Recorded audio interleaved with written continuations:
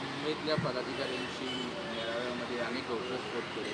त्यामध्ये विशेषतः राज जो पत्र ब्राह्मण महासंघाचं पत्र लिहिलं होतं त्याच्यावरती तुम्ही माफी तर मागितली नाही, परंतु पुन्हा एकदा त्यांना चिथमणीखोर असं भाषण आहे अशा पद्धतीने केलं. काय तुमचं एकंदरीत म्हणणं होतं, काय सांगा? असं आहे, काल माझी जी मुंबईमध्ये मीटिंग झाली ही सर्वसाधारणपणे माझी नेहमीची कार्यपद्धती आहे. मुंबईचा जो चाकरमानी हा खऱ्या अर्थानं शिवसेनेचा कणा आहे आणि हिंदुहृदय सम्राट शिवसेना प्रमुख माननीय बाळासाहेब ठाकरेंच्या कालखंडापासून या मुंबईकरांनी शिवसेना उभी करण्याकरता म्हणून विशेष कोकणामध्ये खूप मोठं योगदान दिलेलं आहे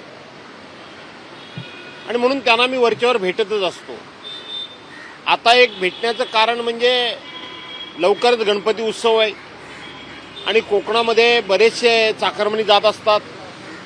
त्यांना कोणकोणत्या अडीअडचणी आहेत का, त्यांची एसटी गाडीची बुकिंग व्यवस्थित झालेत का, रेल्वेची बुकिंग झालेली आहेत का, ते कसे येणार आहेत वगैरे वगैरे बाबतीत माझी ती चर्चेची बैठक होती आणि त्या बैठकीमध्ये आपण म्हणता त्या पद्धतीनं ती सभाच होती. त्या सभेमध्ये आपण म्हणता त्या पद्धतीनं ब्राह्मण सहाय्यक संघ गुहागर म्हणजे माझ्या तालुक्यामध्ये मतदारसंघामध्ये यांनी दिलेल्या पत्राचा उल्लेख मी निश्चितपणे केला. तुम्ही म्हणताय की मी माफी मागायला पाहिजे होती. कोणाची माफी, कशाबद्दल माफी? असं मी काय पाप केलं की ब्राह्मण सहाय्यक संघानं मला पत्र द्यावं समाजाच्या वतीनं?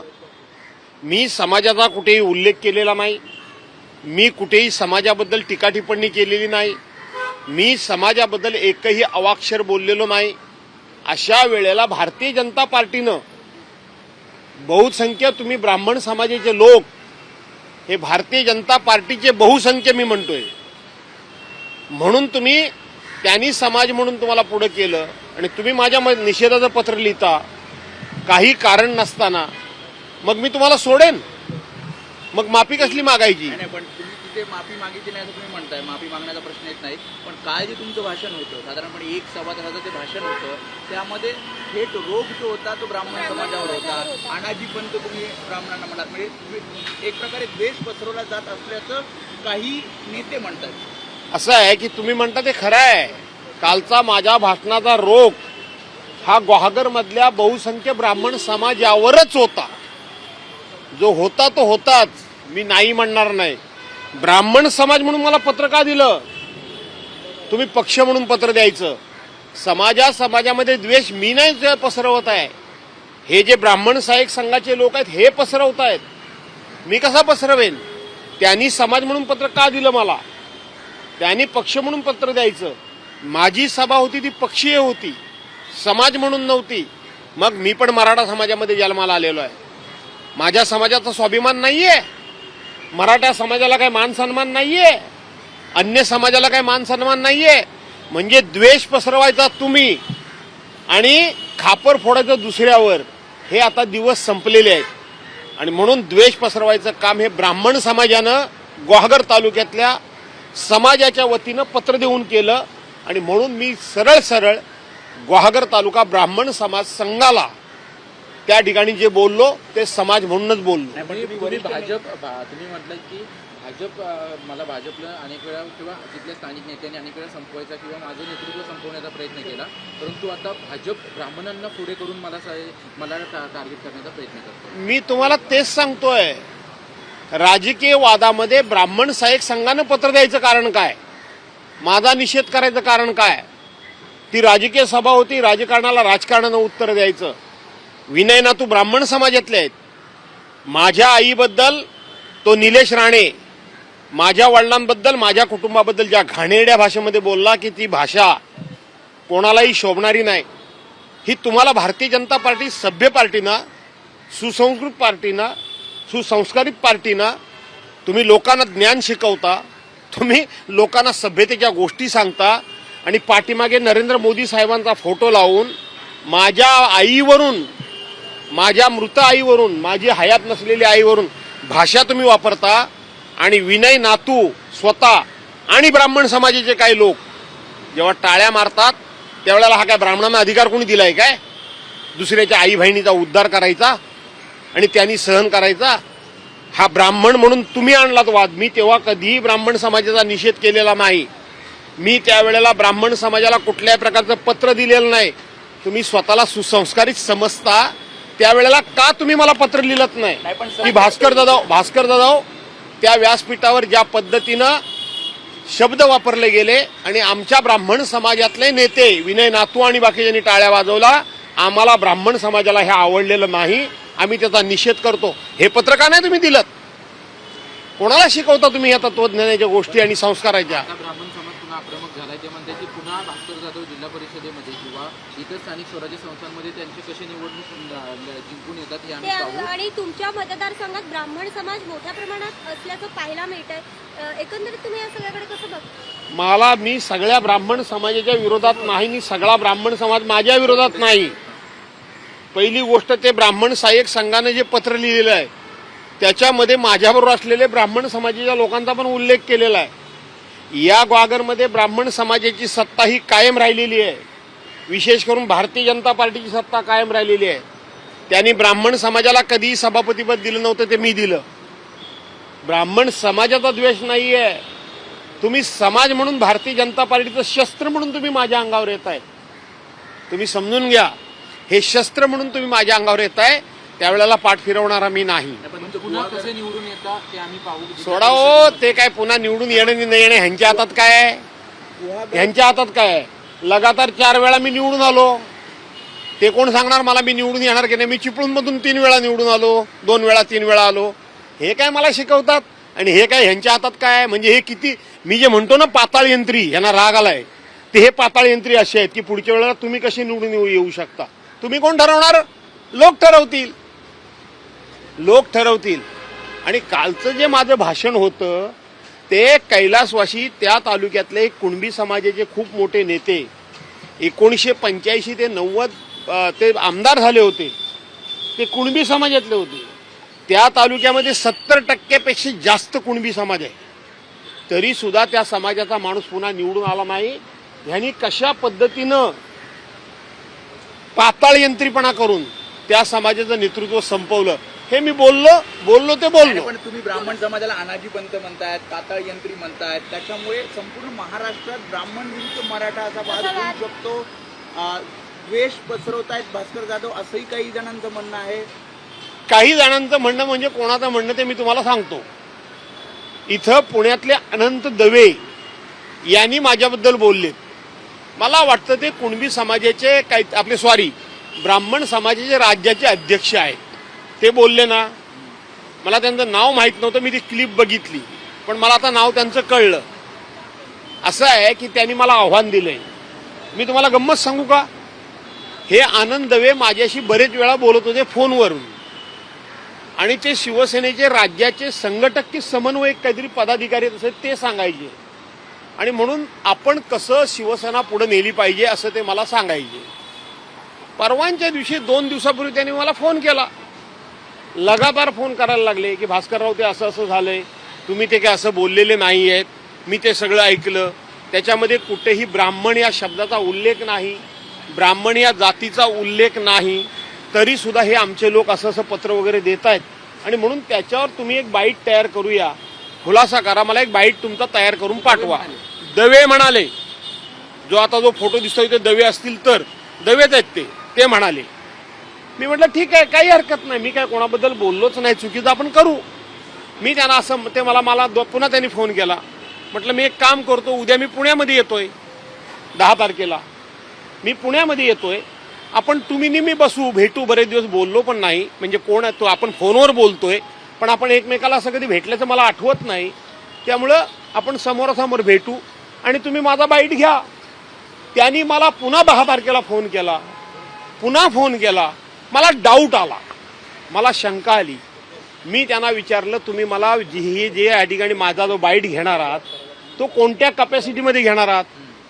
तुम्ही पत्रकार म्हणून घेणार आहात का शिवसेनेचे माझे काय पदाधिकारी आहेत म्हणून तुम्ही घेणार आहात?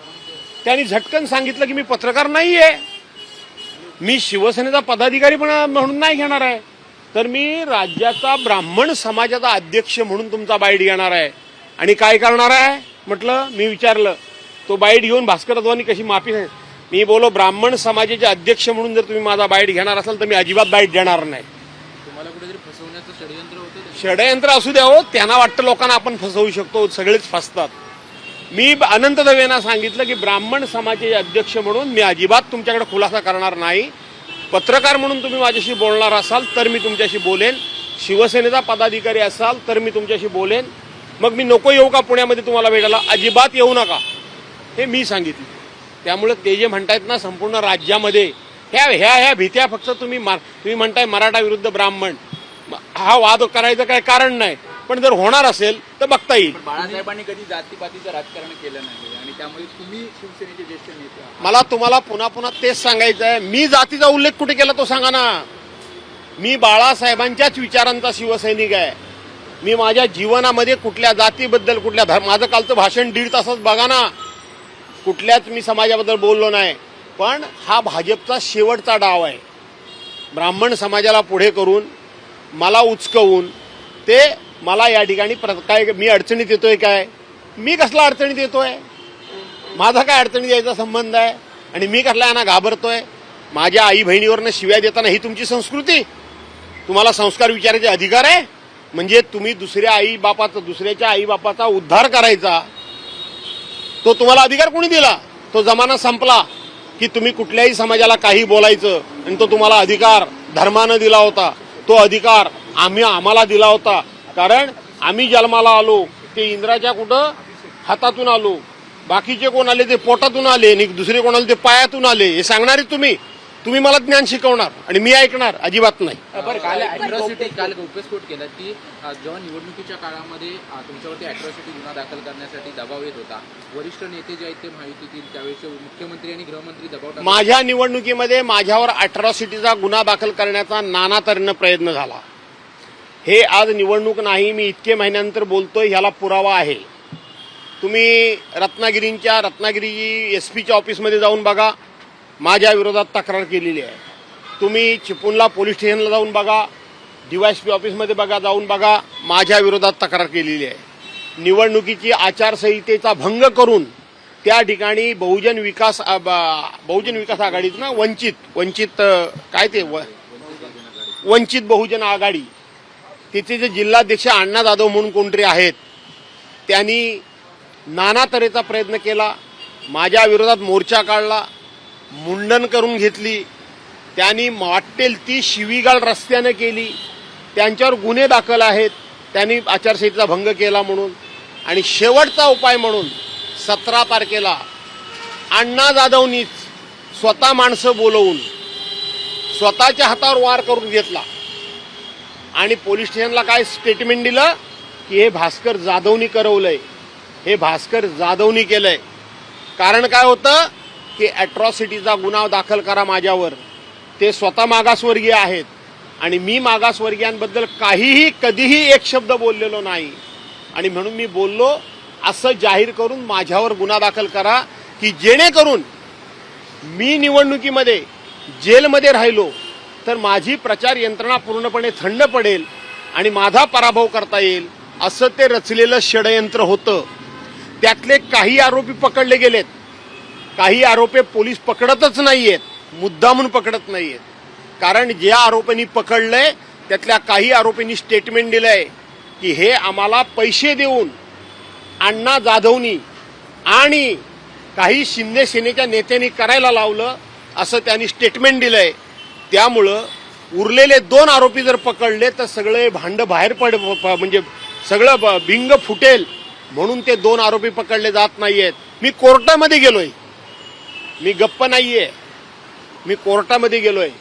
आणि म्हणून जे काल मी बोललो ते निवडणुकीतले अनेक किस्से सांगितले, त्यातला एक तो किस्सा होता पण खरा आहे. पण मुख्यमंत्री आणि उपमुख्यमंत्री त्यावेळेचे मुख्यमंत्री आणि गृहमंत्र्यांचा याच्यामध्ये हस्तक्षेप होता असं देखील मोठ्यांचा हस्तक्षेप होता असं तुम्ही म्हटलं.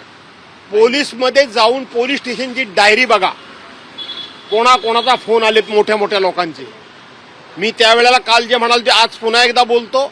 आणि जे खरं आहे की त्यावेळेला राज्याचे मुख्यमंत्री एकनाथराव शिंदे होते आणि राज्याचे गृहमंत्री देवेंद्र फडणवीस होते. हे मी काल बोललो, ते आज पुन्हा बोलतोय. मी जे सांगितलं की मोठ्या लोकांचे फोन मला अटक करण्याकरता आले होते, त्याची पोलीस स्टेशनमध्ये एसपीच्या ऑफिसमध्ये नोंद आहे. कुणी कुणी फोन केले की भास्कर जाधवला अटक करा.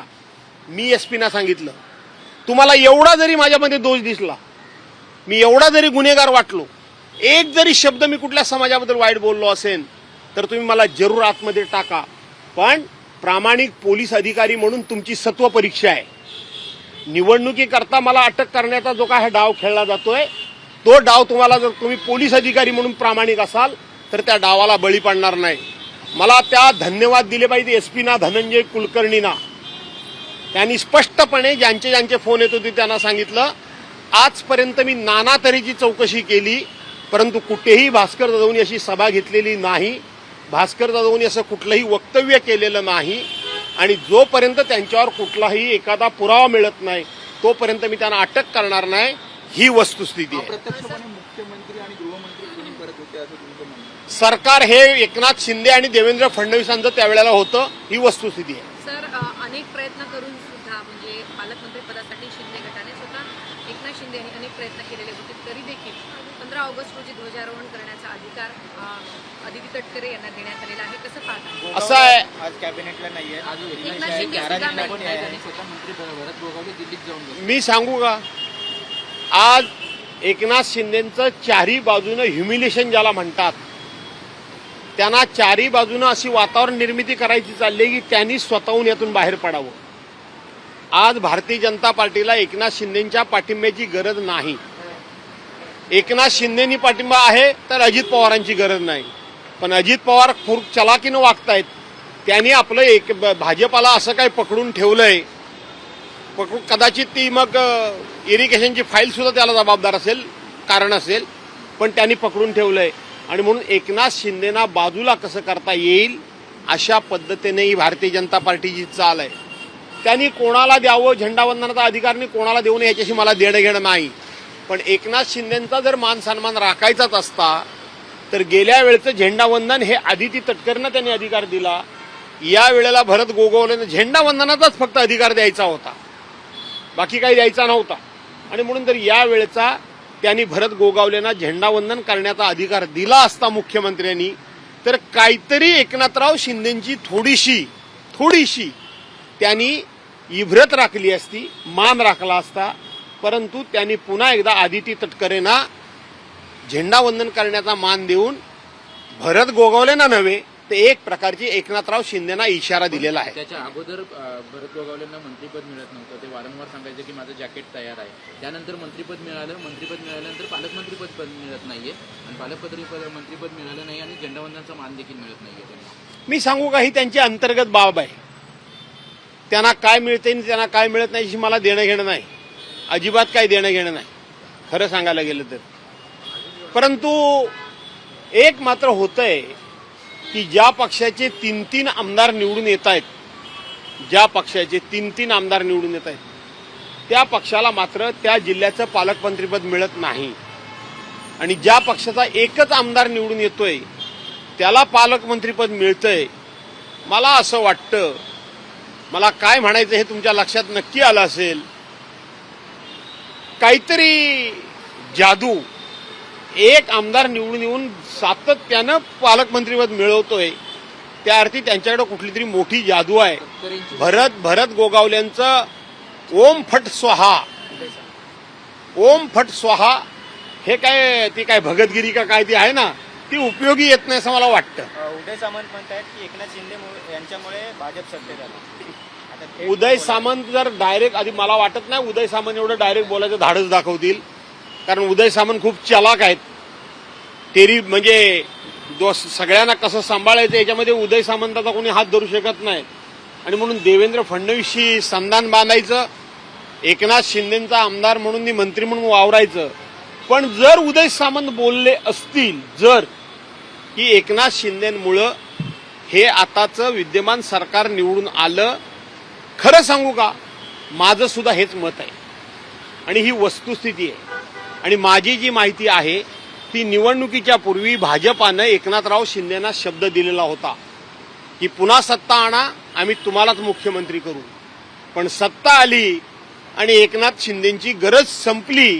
ही वस्तुस्थिती जर उदय सामंत मांडत असतील तर खरं आहे. लाचचा प्रश्न, निधी काही आमदार बऱ्याचशा योजना आहेत त्या विधानसभा निवडणुकीच्या आधी जाहीर केल्यामुळे पैसा सगळा तिकडे जातो. त्यामुळे आता बाकीचे जे आमदार आहेत त्यांना निधी मिळत नाही, फक्त एरझारा माराव्या लागतात. राज्याच्या डोक्यावर 9,70,000 कोटी रुपयाचं कर्ज आहे. किती? 9,70,000 कोटी रुपयाचं. तुम्ही सगळे आकडेवारी काढून बघा. एकनाथराव शिंदेचं सरकार आल्यानंतर उद्धव बाळासाहेब ठाकरेंनी आम्हाला मंजूर केलेला निधी सगळ्याच आमदारांना, जे त्यांच्याबरोबर गेले नाहीत, देवेंद्र फडणवीस आणि एकनाथराव शिंदेबरोबर गेले नाहीत, त्या सगळ्यांच्या निधीला स्टे दिला. मग नंतर जसे भुजबळांसारखे वगैरे लोक त्यांच्याकडे हळूहळू गेले, त्यांचा स्टे उठवला. आमचा स्टे तसाच ठेवला. आम्ही कोर्टामध्ये जाऊन स्टे उठवला. पण त्याच वेळेला त्यांच्याबरोबर गेलेल्या आमदारांना 1,000 कोटी 1,500 कोटी रुपयाची कामं प्रत्येक आमदारला. अरे काय तुमच्या काय बापाच्या घरचा निधी होता काय? आम्हाला एक पैसा तुम्ही दिलात नाही तर नाही, पण तुमच्या आमदारांना 1,000-1,500 कोटी रुपयाच्या वर्क ऑर्डर काढल्या. काही कामं सुरू झाली, काही कामं सुरू झाली नाहीत आणि राज्याच्या संपूर्णपणे आर्थिक शिस्तीचा बोजवारा उडवून टाकला. राज्य पूर्ण कर्जबाजारी केलं. लाडक्या बहिणींमुळे राज्य कर्जबाजारी झालं हे मत माझं नाही. मी आत्ता पुन्हा एकदा सांगतो, ते लाडक्या बहिणींना फसवण्याकरता म्हणून सातत्यानं लाडक्या बहिणींच्याकडं बोट दाखवलं जातंय. परंतु यांनी वारे माप अशा पद्धतीनं आपल्याला सपोर्ट करणाऱ्या आमदारांना पैसे दिले. मी तुम्हाला एक छोटं उदाहरण सांगू का?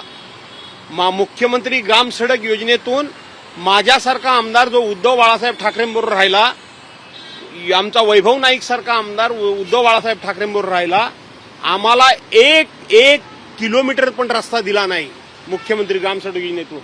आणि त्यांच्या बरोबर राहिलेल्या आमदारांना 150 किलोमीटर 200 किलोमीटर रस्त्याची डांबरीकरणं मंजूर केली राज्याच्या तिजोरीतल्या पैशातून. अरे हा काय पैसा तुमच्या बापाचा आहे की तुम्हाला सहकार्य करणाऱ्या आमदारांना फक्त तुम्ही पैसे देणार आणि विरोधात काम करणार आहे? लोकशाही आहे नाही, कोण सत्तेत राहील कोण विरोधात राहील.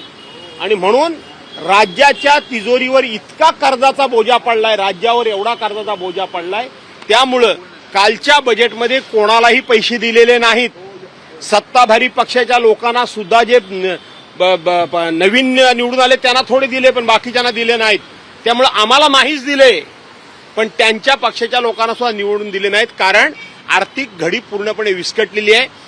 महाराष्ट्र राज्य पूर्णपणे कर्जाच्या ओझ्याखाली दबलेलं आहे.